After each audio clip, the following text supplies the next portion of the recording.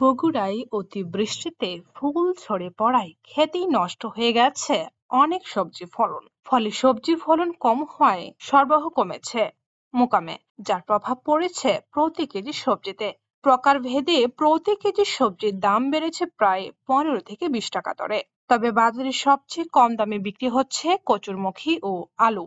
তবে জানা যায় কয়েকদিনের টানা বৃষ্টিতে অন্যতম প্রধান সবজি উৎপাদন এলাকা বগুড়ায় কমেছে সরবরাহ।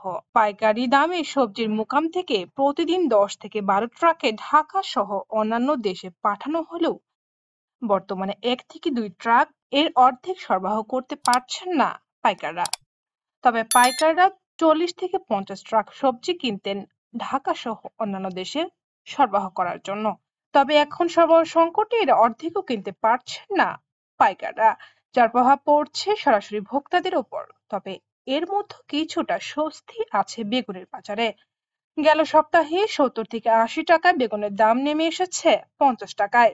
তবে বাজারে সবচেয়ে কম দামে বিক্রি হচ্ছে কচুরমুখী ও আলু। এছাড়া অন্যান্য সবজি প্রকারভেদে দাম বেড়েছে প্রায় 15 থেকে 20 টাকা দরে। এই দামে পণ্য বিক্রি করে খুশি নয় চাষিরা। সবজির বাজারে স্বাভাবিকতা ফিরিয়ে আনা এবং সময় মতো কৃষি সহায়তা আর তার সাথে অনুকূল আবহাওয়া আশা করছেন কৃষক, পাইকার এবং ভোক্তারা।